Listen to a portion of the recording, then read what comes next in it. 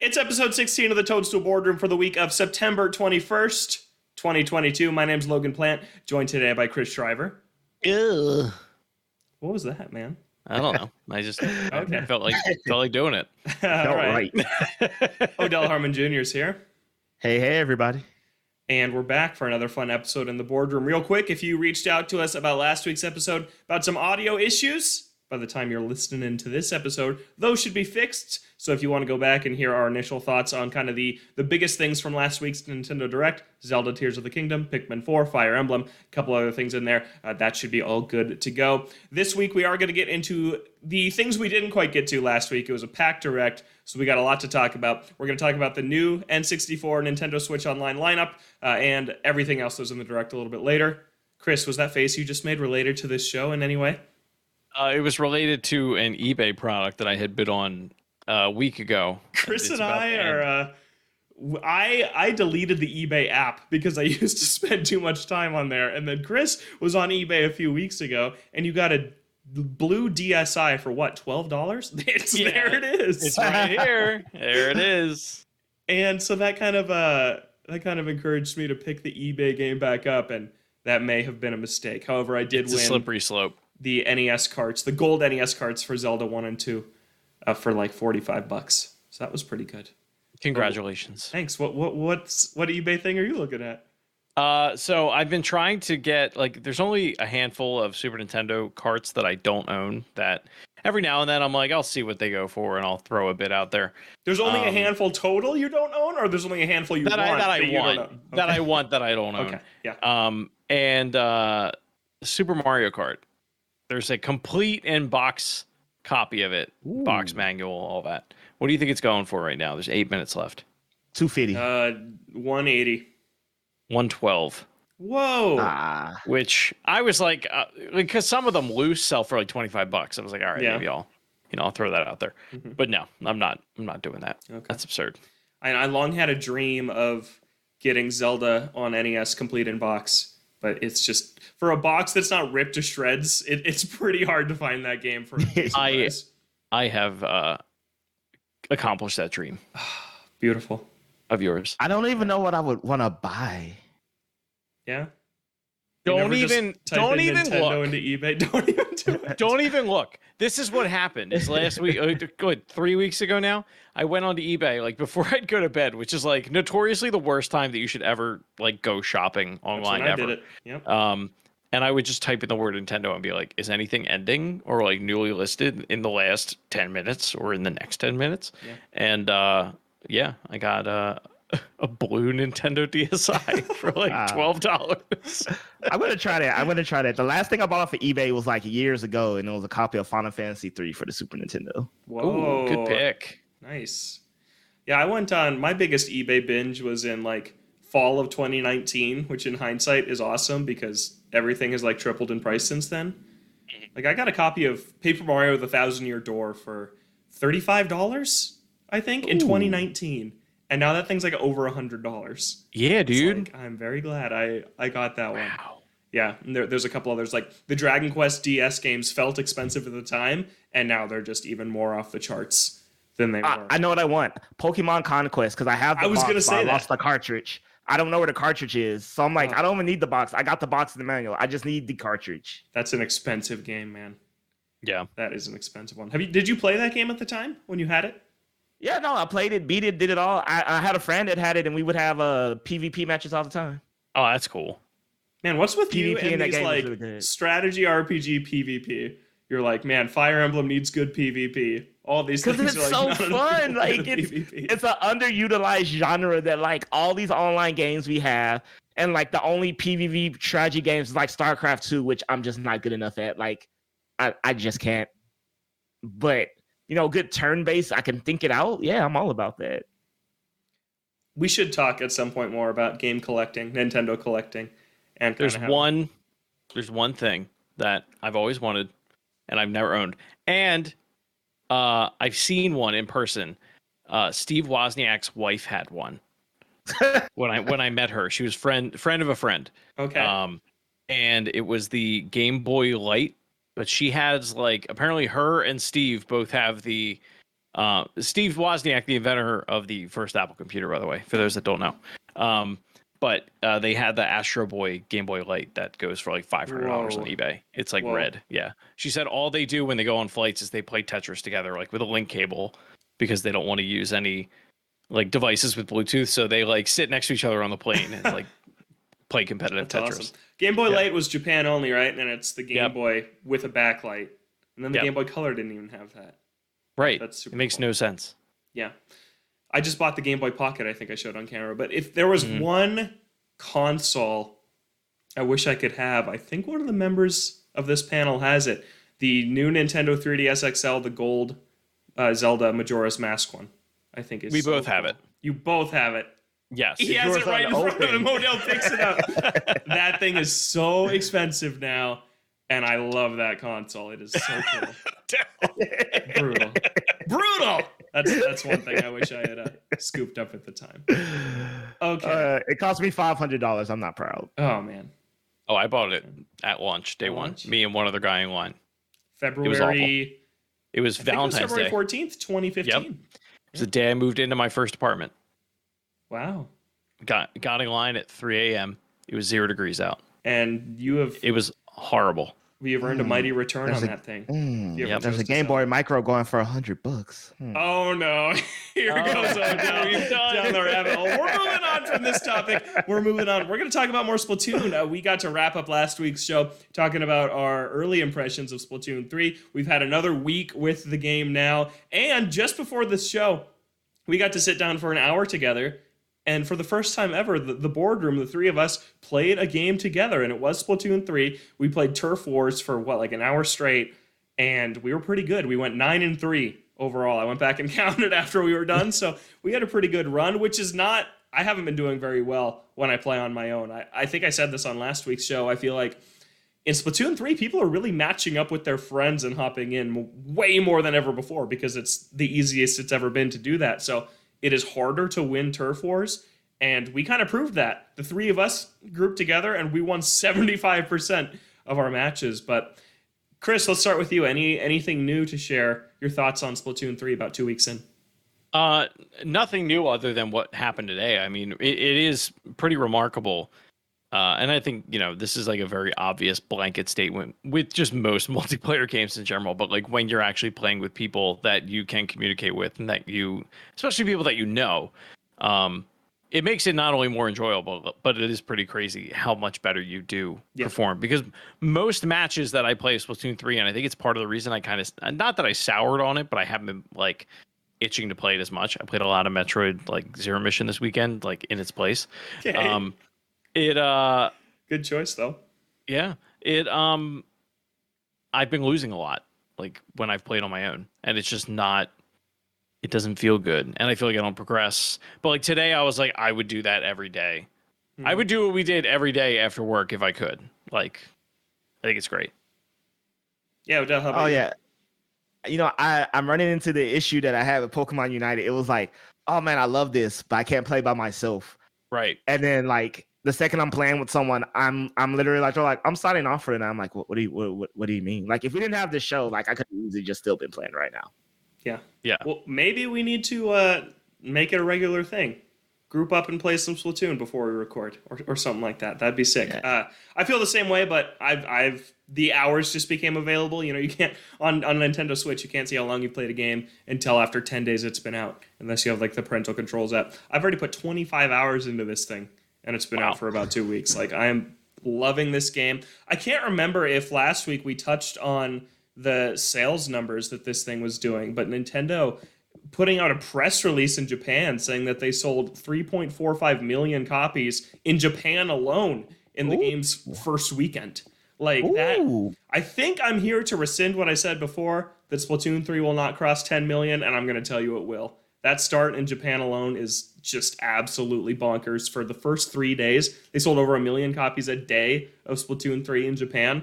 Like, that's just insane. I feel like the internet's been talking a ton about Splatoon. I see a lot of mutuals I know that I didn't know were into Splatoon being like, yep, playing Turf Wars, playing Splatoon tonight. Like, this thing has been pretty big, and it is so nice to just have an online game that works. Like, the three of us had a couple disconnects today. We had a few times where we were booted as a group from the lobby, or we had one match where somebody on the other side quit, so it kicked us out, so we didn't waste 3 minutes playing 4-on-3. And that happens, but for the most part, it wasn't hard to get back into a lobby after those disconnects. So, yeah, they've been happening. They did their first update where they are setting up the Splatfest for this weekend, and since then, I feel like I've had even fewer disconnects than I was having prior to that. I've also had a chance to jump more into the single player, which I know Chris talked a lot about last week.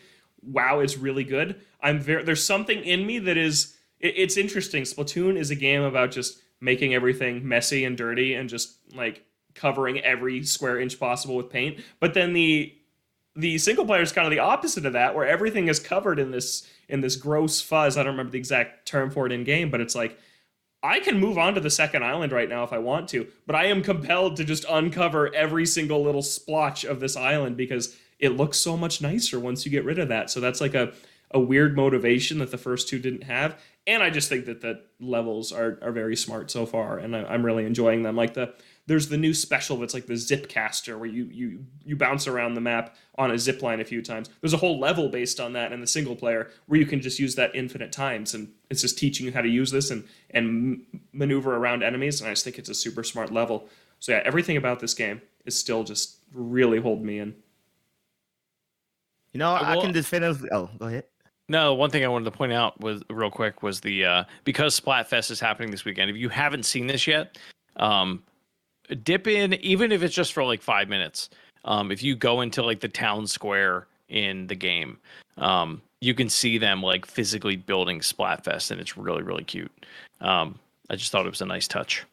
Yeah, and you get your character is wearing a little wristband, like they're signed up for an event. Like, Yeah, even yeah. right now, like I was noticing in the results screen, like I have this little blue wristband. I'm like, oh, what is that? Oh, that's for the Splatfest. It's just the details in this game, just little things like that they're super cool. It's just very Nintendo touch. Yeah, you know, I could definitively say I was wrong. I really thought this was going to be Splatoon 2.5 or just Splatoon 2 proper, Splatoon 2 plus. But this game does everything so well. There's still many modes. You know, I haven't touched a single player. I haven't played the card game, and it does it so well to where like I'm like I will eventually get to it, but I don't feel like I need to exhaust those options to get my money's worth. Like I feel like I've already gotten my money's worth even in this little time in the game. And it's one of those things that's just like, I know like if there's ever a weekend where I'm just playing Splatoon all weekend, like I know I could jump into single player. There's so many things outside of Turf War. If I'm just like, oh man, I'm losing at Turf War, you know, my buddies aren't lying, I could just go do all this stuff and still have a good time. And that's something I can honestly say in Splatoon 2. Like I kept saying I wanted the world to be better, and I think it is, because in Splatoon 2, just like if you're not playing Turf War, what are you doing? Nothing. You're just there existing. I'm with Chris. Single player wasn't all that great. Auto expansion, maybe I didn't give it a fair shake, but my initial impressions were It's great. It is still great. But Splatoon 3 is just a good time. It's like, all right, at this point, the only thing I could say, which you can't even tell in the hecticness of the match, is like it could look better. But I'm like, when I'm playing, I'm like, it looks as great as it could be. Mm-hmm. Like for it to look better, I think we'd have to have like a different artistic style or something.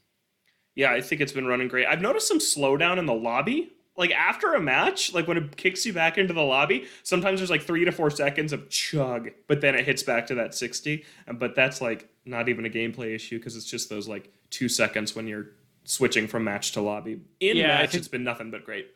I think that's just your just bandwidth, and it like break whatever it's doing in the back end to like break that connection to be like, okay, now you're queuing up. Because I have noticed if I'm on Wi-Fi, you do feel that more. Okay. But like if I'm docked, because both my Switch docks are hardwired, like I don't really see that. Okay. At least that's my experience. I'm not playing wired. I should be, but that's just not the setup. It's not it's not the setup of my apartment, man. It just doesn't work. I'm sorry.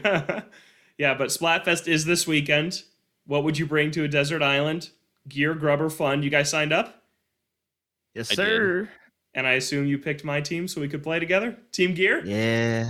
Team Gear. Chris says, I would have picked that anyway. Chris, I was trying to have you guys guess what I was going to pick, and Chris says, whatever a dad would pick is what Logan picked. I was like, what is the most logical dad answer?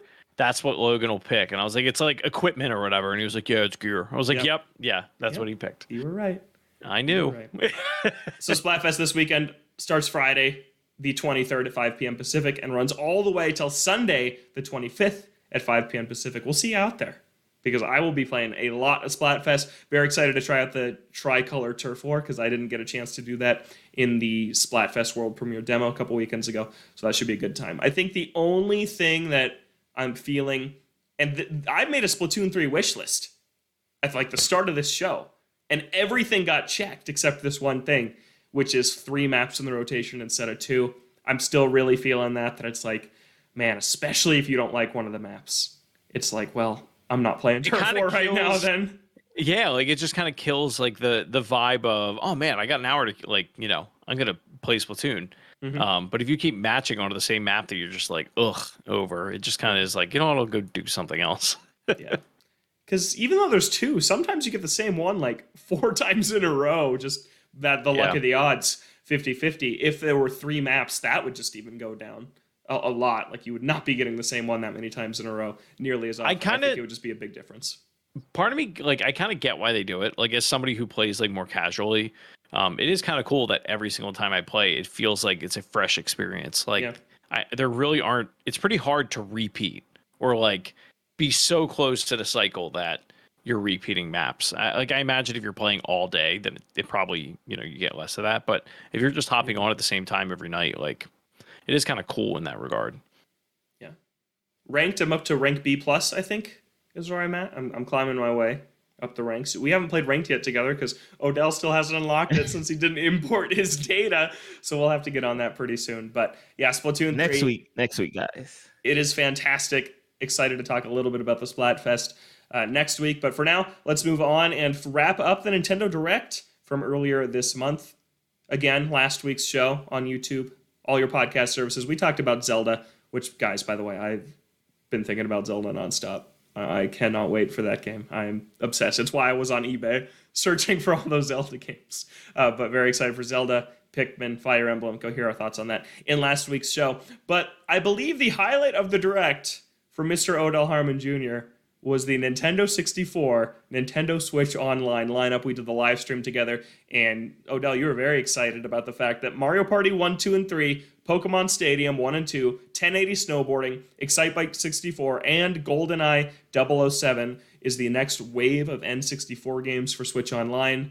How are you feeling about it now a couple weeks later? Oh man, I'm still feeling good. I told so there's 2 of my friends that don't have a Switch N64 controllers, and like this group of friends, like, you know, we play Mario Party together, you know, we play GoldenEye, like, and I was like, guys, y'all have to get 64 controllers. I don't care what you got to do. I don't care who you got to talk to, what underground. Like, we are Chris doing this. Oh yeah, Chris definitely has to hook up.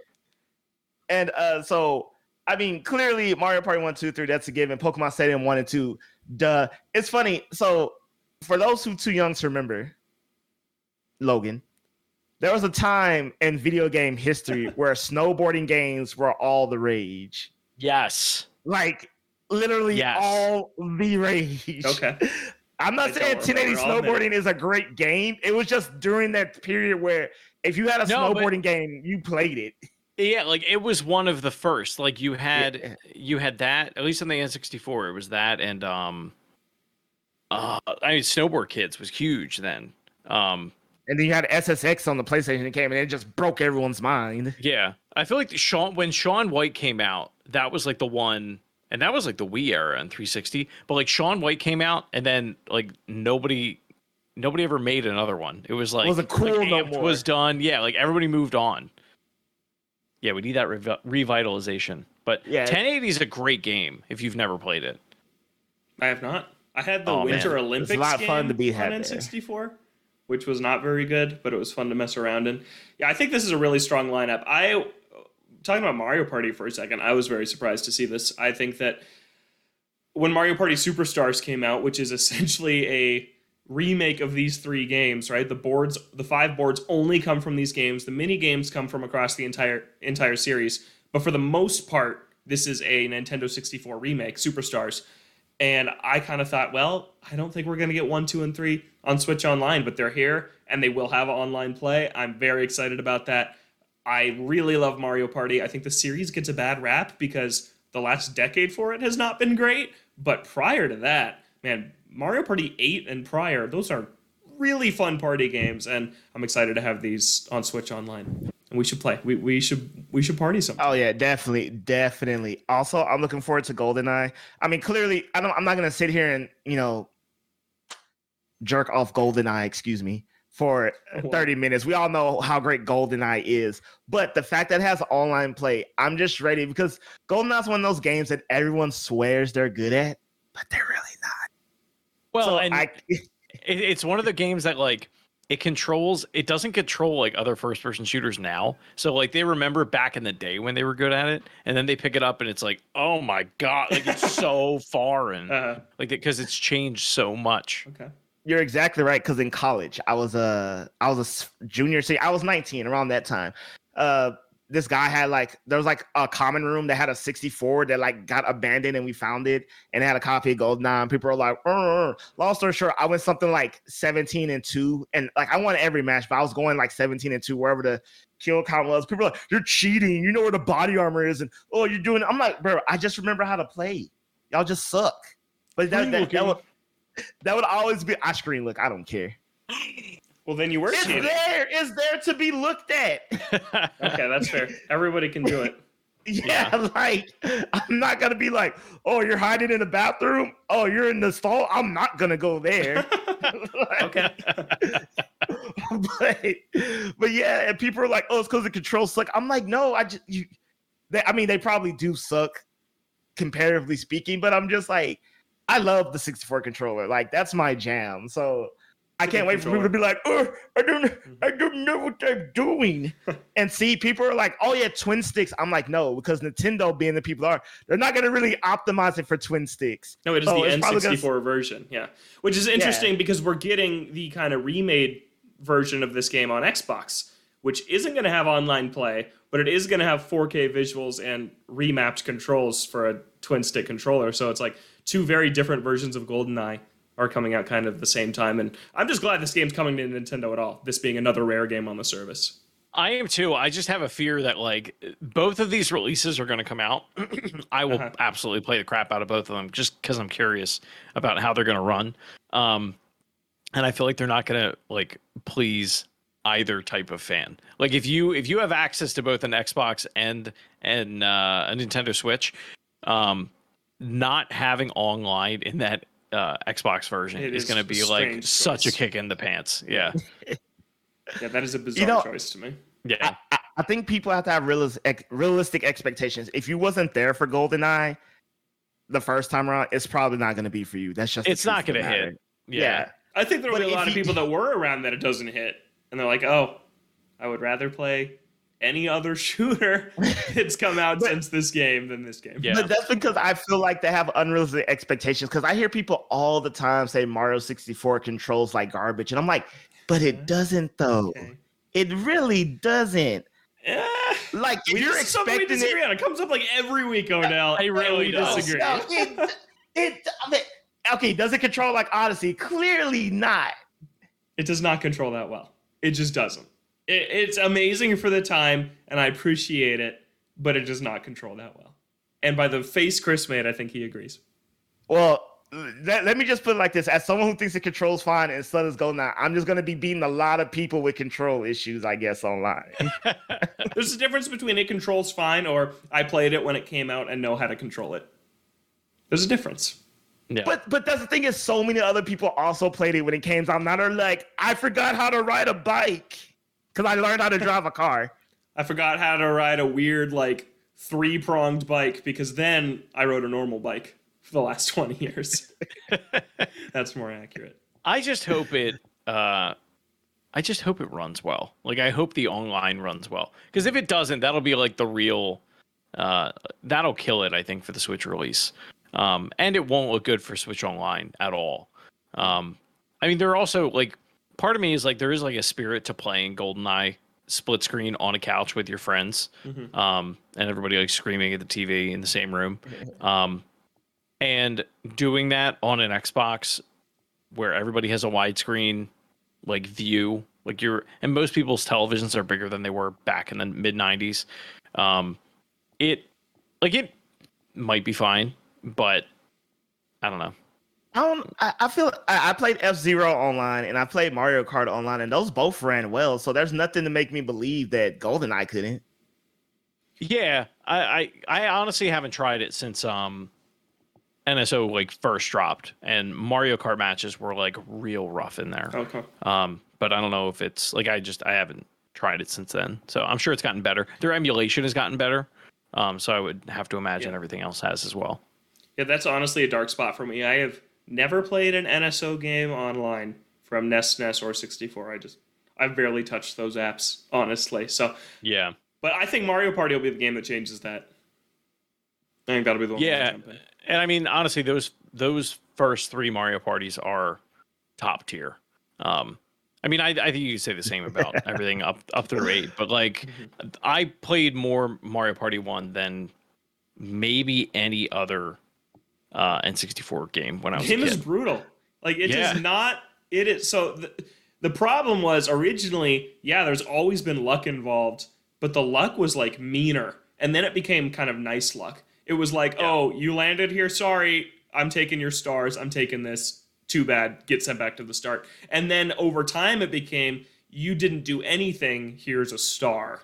And it just kind of, that tipping point is kind of where I think the series changed. Because you listen to people talk about Mario Party and they're like, oh, I would dominate the entire time. And then on the last turn, they'd give someone 5 stars. That's never happened. It's you can turn the bonus stars off if you want to. But there definitely was a difference where you definitely feel like you have more control over the game in those earlier ones than some of the later ones. I'm not even talking about the ones in the car. Those don't even really exist to me. Mario Party 9 and 10 are a joke. But even kind of getting up to like Mario Party 8, you were kind of at the point where, the tide can turn in favor of someone not as into the game more so than earlier on. And I think Superstars fixed that a lot. I think that's the best Mario Party of all time. I really do. Yeah.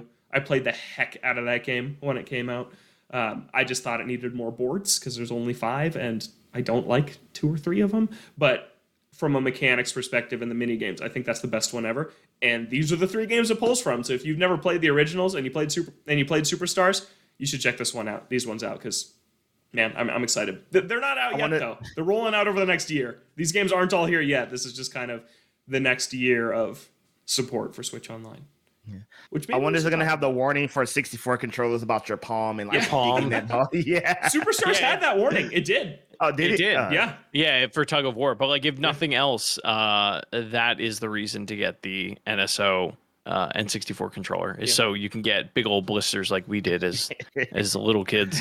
One other thing, true gamers. Yeah. One other thing I want to bring up is there's a little thing circulating Twitter where people think the Metroid Prime HD remake is still happening, and that Nintendo teased it during the Direct. But because the player logo in the corner of the N64 was what? A screwball? Are you kidding me? It's the Metroid Prime logo. Oh my gosh! Come on. But that always appears when you turn on Nintendo Switch Online. Wore that Samus pin like a decade ago, and everyone was like Metroid, and then nothing. And no, that's not a thing. I'm sorry. It's just the default picture on NSO. Mine's the same thing. Oh my goodness! I will gladly be proven wrong if Metroid Prime comes out in the next 2.5 months. But I don't know. I think it's coming. Because of that? Logan to play it. No, I just think it's coming. Okay. I think it's coming. I need Logan to play it so he can tell me how I control so poorly. I played the original and it does control poorly. That thing needs twin stick controls. It does if you have a Steam Deck. Fun fact. I don't. I know. We should talk about Switch Online though for a second because no Game Boy games. We got Pokemon Stadium, which was part of Chris's ultimate prediction, but this was the September Direct. Or the last 3 years in a row, basically, it's been like, here's the reason to subscribe. And yes, this is a great lineup of N64 games. And Splatoon 3, a huge online game, did just drop. So there are obviously reasons enough to subscribe. But this has still been the time of year where they sweeten the pot a little bit of why you need to be a subscriber for Switch Online. And that just didn't really happen this time. It was just this N64 lineup. And I was kind of surprised by that. I really expected that the expansion pass would get something new. And I guess even maybe because the Mario Kart 8 Booster Course Pass is part of it, they're like, as long as that's getting supported, it's kind of like we're updating that with new content. I'm not sure. Chris, what do you think? I was shocked that there wasn't something on the Game Boy front, even if it was like traditional Game Boy with the Pokemon games or any of that. Because if not now, when would they do it? I feel like them waiting until next September to do that is like way too long. I mean, you got to imagine at that point they're at least wrapping up the Mario Kart 8 stuff. Yeah, by December 2023. Yeah, but that can't be the only like incentive that people have to play or to subscribe to that service. Granted, they're dropping like some bangers like we just talked about on the N64 front, but like it just seems like you're getting really far into the console's life cycle to drop that, and then like how long do they continue to support that? Yeah, after that, at least with new content, or unless they're just not. Or we just get a new console that is fully backwards compatible, and this entire NSO library just rolls over. That could very well be a thing. It better. But, yeah. What did you think of kind of the lack of NSO here, Odell? I have a theory. I don't know. It's probably not revolutionary, but if the whole like they're gonna make it compatible with Pokemon Stadium, the games, it would make sense for me because let's say Pokemon Stadium's not planned to release until April or what have you. That a month out, or right when they have a release date, it's coming here. They announce, oh look, here are the Game Boy games. They're gonna be and they're gonna be compatible with these 64 games. That's my assumption. If you were gonna, because I feel like if you were to announce them now and be like, oh, you can combine them with games that's coming out 5 months from now, it would be less of an impact to be like, oh, you combine it with games that's coming out right now or next month. Ooh, hype, countdown clock. That's my guess. That's my hope, honestly.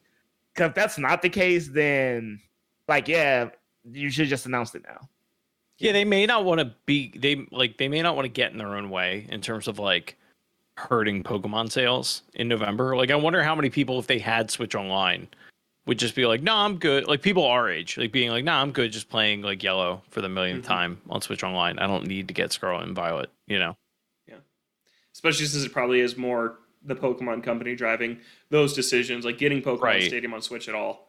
Yeah, that could make sense. Maybe there will probably be a February Direct, like there generally is. I believe that the Game Boy games originally came to 3DS in February to celebrate like an anniversary. That sounds right. Yeah. Then, so maybe it's something like that. That makes sense to me. But we did get more Mario Kart 8 courses. They showed off 2 for Wave 3, which is still coming this holiday.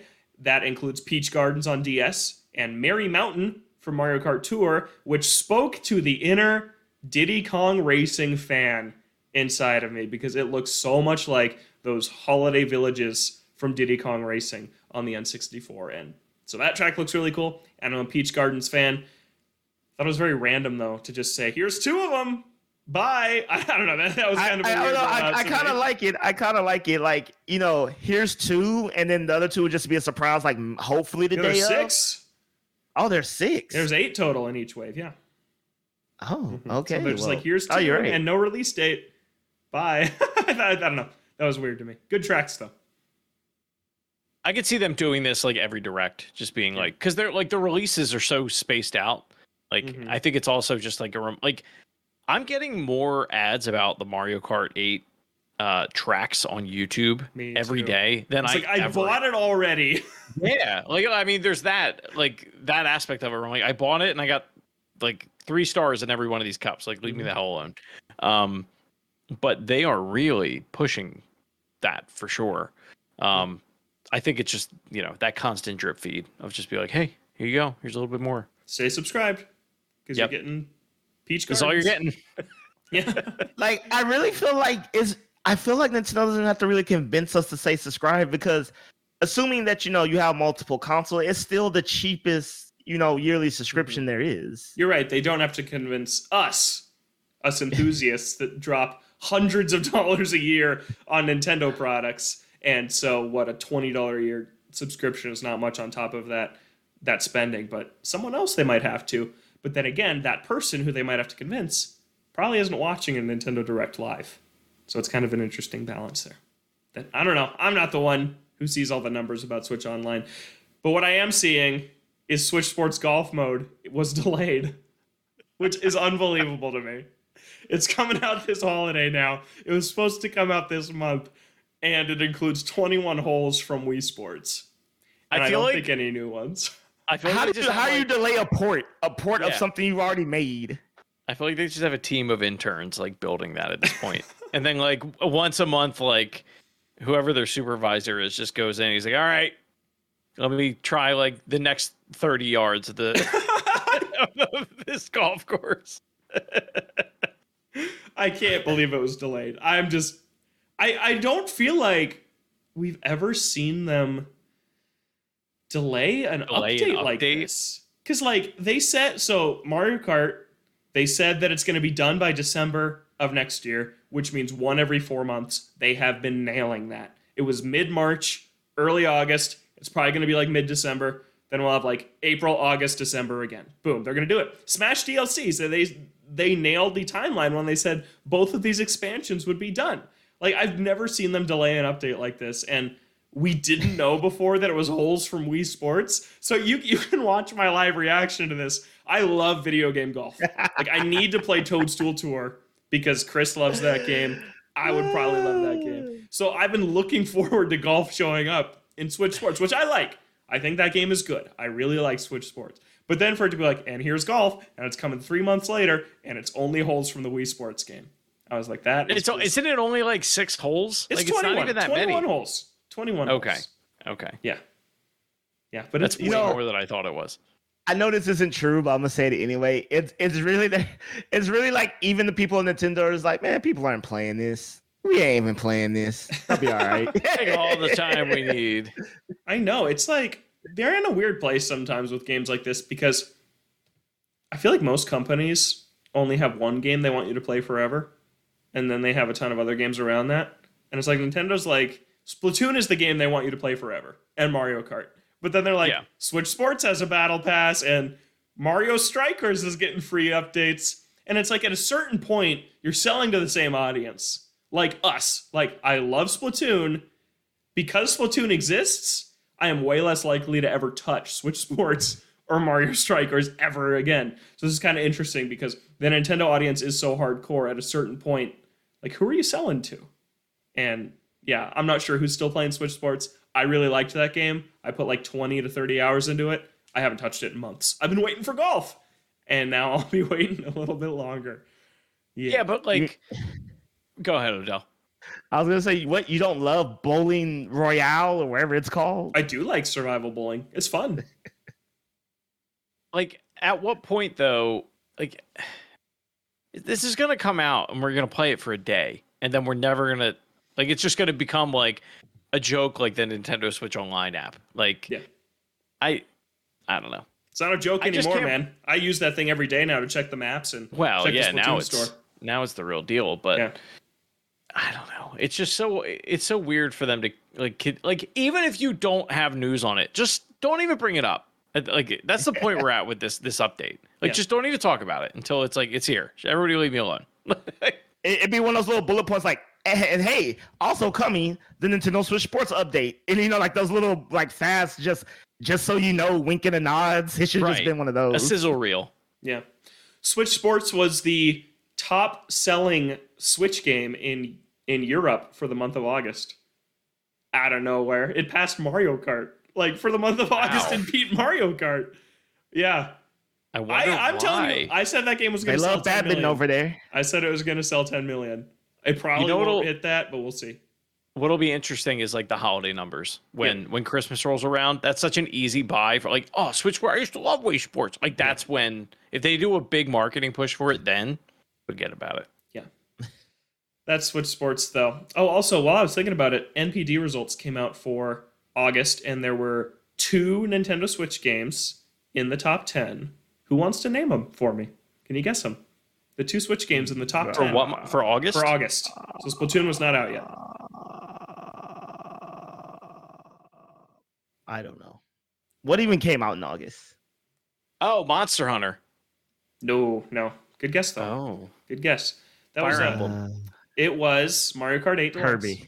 Was in the top 10. And Xenoblade Chronicles 3 got 10th overall in its first full month. I was happy to see that. That seems to be doing better. I think it's probably going to be the best-selling Xenoblade game. But yeah, I just wanted to throw that out there that it was. I would think so. Well. Yeah. Okay, back to the direct, moving on from Switch Sports. Speaking of another ill-fated online game, Strikers Battle League has an update coming this month. It's out now. It has Pauline, Diddy Kong, more gear, and a new stadium. It's out. I installed it. I haven't even opened it. I'm going to download it right now. Yeah, so. Bro, honestly, I'm going to be honest with y'all. I'm never playing that game again. I don't sell my games because I like to keep them. But, there'll be one of those games where I'm just if someone came and, stole it off my shelf, I would never know. Okay. The box art's cool, though. It's the best part about that game is the art. Yeah, but once again, it's the same story here, so we won't harp on it too long.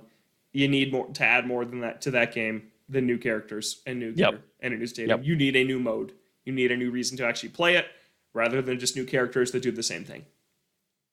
That's a remake over this, honestly. I don't think it's getting that. No insult. I just think, if they were just hey, we're just going to tack this on, I'll be cool, and I could just play that. Yeah. Last few things here from Nintendo First Party. Xenoblade Chronicles 3's DLC Pass is getting its first hero expansion. It's a mechanical hero called Eno. Splatoon 3 first Splatfest got a trailer. We already talked about that a little bit, September 23rd through the 25th. And then there was a new Bayonetta 3 trailer, which is out October 28th. So we're just over a month away from that game. And it looked pretty good. I thought that game looked great. I'm not as into Bayonetta, I think. Odell, you said you were going to pick that one up when it came out, right? Maybe. Probably not. Maybe. Okay. Oh, I forgot to tell y'all, I saw that game in PAX. Oh, okay. Did you play it? Yeah, it was Nintendo didn't have it on the floor. They had it behind closed doors. Okay. And I don't know why I didn't think I was able to talk about it at the time. But yeah, impressions came out, so I'm sure you can now. Yeah. I did it because I'm not really a part of the media proper, so I was just let me wait. But yeah, I completely played that game. Other journalists played that game. It was behind closed doors. Okay. Oh God. Really? In a bad way or just in an inappropriate way? No, and I mean this in the best way possible. The Switch is as strong quote unquote as a PS3, right? It should be able to be. This game looked bad. Oh, it looked bad, and there's no way to sugarcoat that. This isn't even I watched the trailer. This is in my hands, in front of my face, and I was just I don't know how it looked. It was just bad. There's no other way to put it. And after that time, I was there's no way I'm buying this game. Oh, wow. Okay. Wow. So how was the gameplay, though? Talk about it a little more. Let's hear about it. Okay, so the gameplay... Okay, so she has her whole new outfit, in her whole new style. It was very well done. The new witch time effects. Very cool. If you're a fan of Devil May Cry and games that play like that, it's more of that. It's stylish. But, when things start getting hectic, which, these games are known for it was just really, it just frame rate issues and stuff. And granted, I like to believe this isn't a final version of the game that I played, but it was one of those things of to speak nice on it. When everything is working, it's fun, it's colorful, it looks good when you get your close up shots.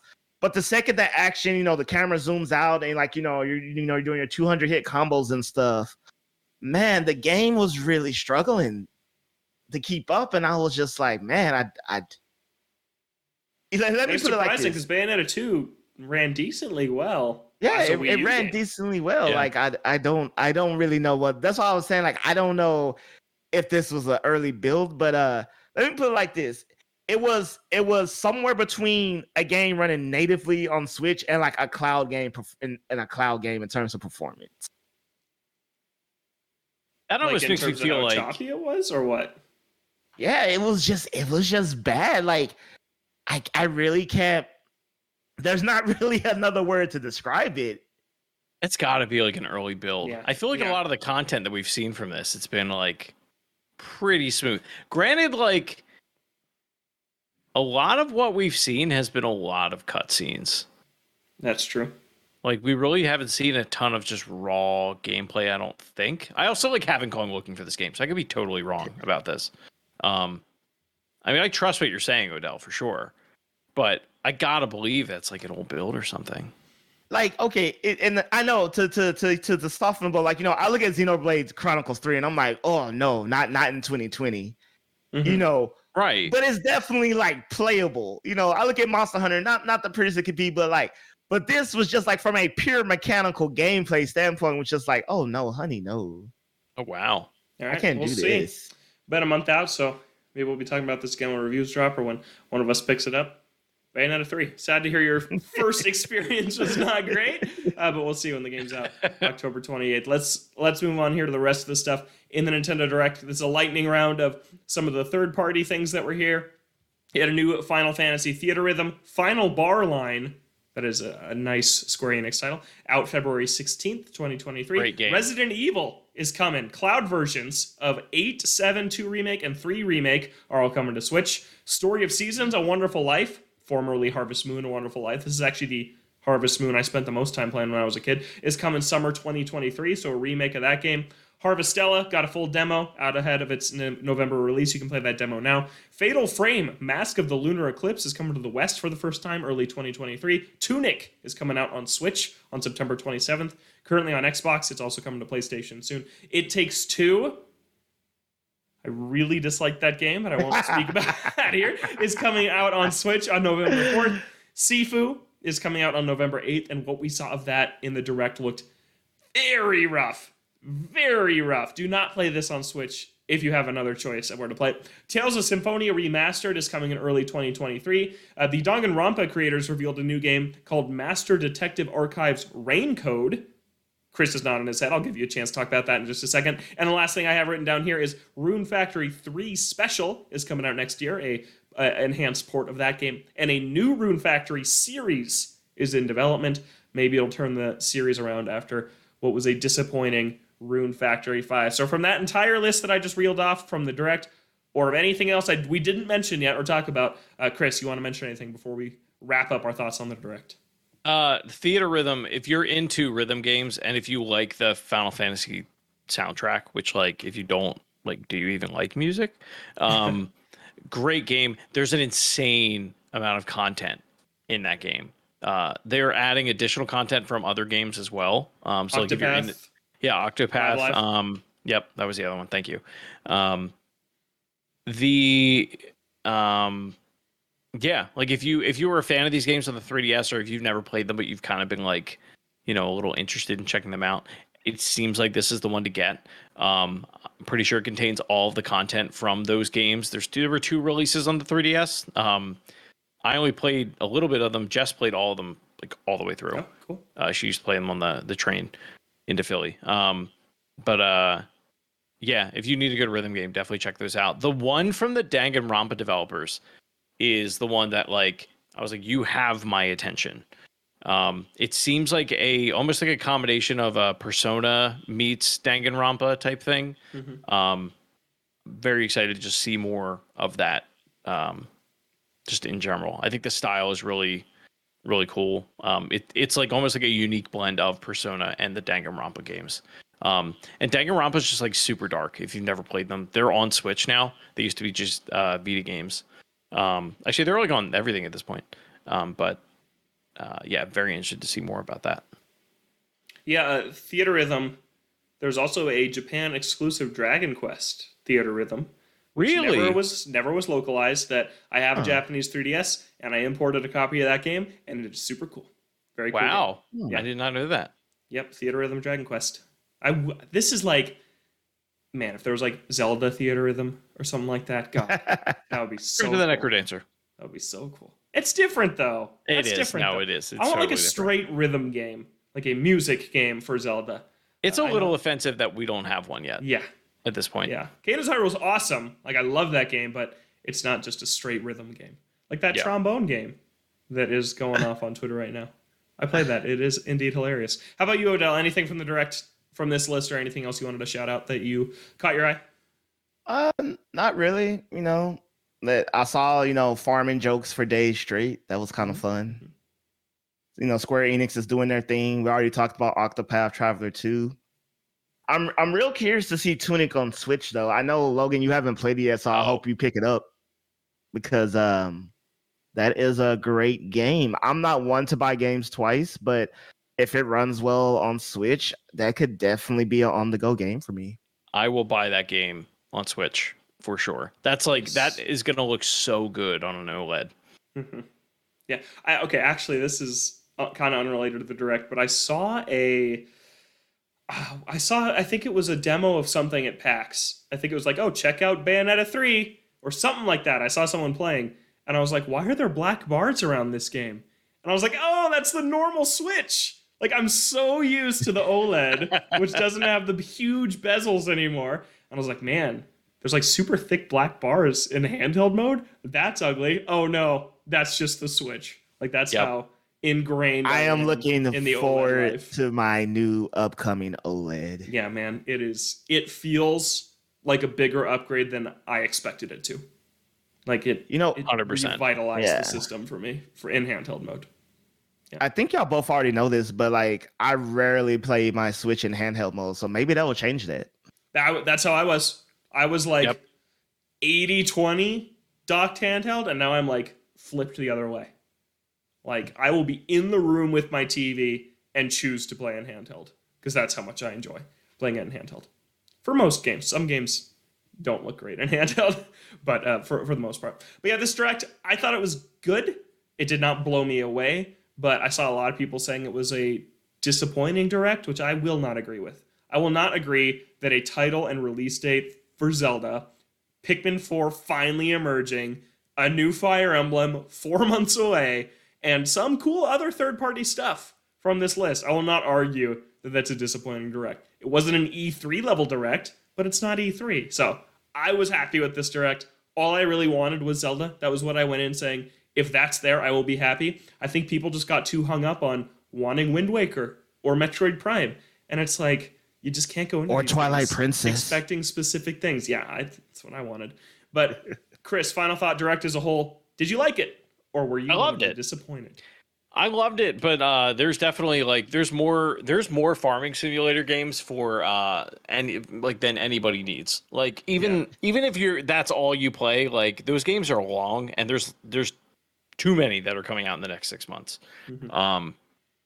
That being said, I even think the first party lineup is great right now. It's amazing. It's thin, but it's great. It's thin in that we don't have concrete release dates on a lot of the things that we saw. But it is nice to know going into 2023 what we can expect, at least a little bit of what we can expect.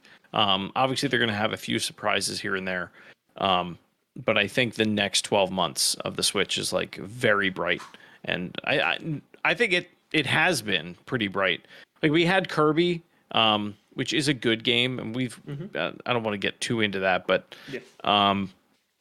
it's just we're kind of due for a lot of these first party Nintendo titles. And there's a lot that haven't really seen new life since the Wii U. And I think we're about to get that, and that's really great. Yeah. How about you, Adult Direct as a whole? Yeah, it was definitely solid. It didn't blow me away, but it had enough, oh man, that's really cool moments to, be like, if this is how we're gonna end the year with announcements, I'm definitely good with this. I don't know what's gonna happen in the future, but just with what we know now and what was produced, it's all right, cool. October, I'm getting the Switch game. November, I'm getting the Switch game. February, probably getting the Switch game. When is it? March, May, Zelda right? in May, yeah. Mm-hmm. Yeah, definitely getting the Switch game in May. And it's I can't think, I think about other games I'm getting. I'm like, oh yeah, I'm getting God of War. But I can't think of any other company that has produced a roadmap for me where I'm just every other month I'm getting the game from you guaranteed. And that's just with the stuff I know. I'm throw in the stuff that I don't know is going to happen. that could realistically be like, hell, I mean, Arceus came out in January. So I could be like, we can get another surprise getting the game in January, getting one in February. I just need one in March and April, and that's 6 months of straight of a big Nintendo title. Like, I don't think people realize just how impactful and huge that is. Yeah. And I think we will. March, April, we don't know anything on the first party front right now. We have Fire Emblem in January, Octopath and Kirby in February, and then March, April, we don't know. I'm sure there will be a February Direct where they reveal some April title, and then Zelda in May, and then Pikmin feels like a summer title to me. That seems like a June, July, or August game. It usually like, is, boom. yeah. There's the first half of your year, and it is shaping up to be a pretty good one. And we still got Pokemon this year. That's going to be huge. It's going to be a lot to talk about on the show. Let's wrap up here this week, though, with 3 quick news items. First up, Advance Wars 1+2 Reboot Camp isn't canceled just yet. This poor game, because now we have Fire Emblem and Octopath Traveler coming out in like 2 big RPGs. That will not matter. That will not. This is going to be the Star Fox 2 of the Switch. Oh no. So this comes from Axios' Steven Totillo, who says, he reached out to Nintendo, and Nintendo said the release has been delayed. We will announce the new date once it's been determined. Okay, they responded. It's not canceled yet. It's hanging on for dear life. I was just happy to hear of this game's existence again. This still could mean they've decided to cancel it and just aren't telling us yet, but I'd like to believe. I'll be so pissed. I'll be so pissed. I'd be sad. Winter is coming. We'll see what happens. We'll see. Maybe it's the April game. Maybe this. Have y'all ever played Advance Wars? Out of curiosity. No, yeah. I have not. Oh, okay. I want to. I'm like, it's super fun. Yeah, like it's weird because it's colorful and cheerful. You know, RTS games can be hard and soul crushing, but this one's like there's a nice little pep to it. It doesn't make you feel horrible about yourself for getting destroyed. Yeah, I like that the Nintendo solution to this is too violent or steps into a territory we don't want to. Their answer is just make it toys, because the new Advance Wars art style is like a kid playing with his army toys, and then Smash Brothers, they're like, Mario can't punch Link, and their solution is just make it a kid's dolls. Like, that's just their go-to. It's the go-to answer when there's a game they don't want to make. It's like, all right, we'll just do it this way. But I really hope we see that game in 2023. And I hope it gets a physical release, because those games are expensive. And they're going away on Wii U soon. Got like 6 months left to grab those on Wii U if you haven't yet. What, Advance Wars? Yeah. Oh, wow. Yep. Because they're on there. I believe all of them. I think both Game Boy games and the DS game are both are all on the Wii U. Yeah.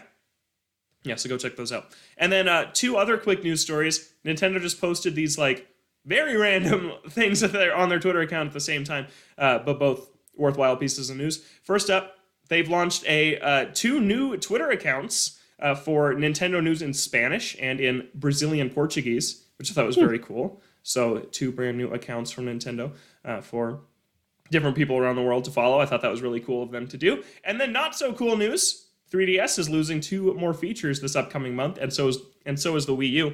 You're not going to be able to log in on a Facebook or a Twitter account anymore on any console. Not just these ones, but anyone. And then the image share feature of the 3DS and Wii U is also going away as of October 25th, 2022. So just another nail in the coffin of these 2 systems that they're phasing out.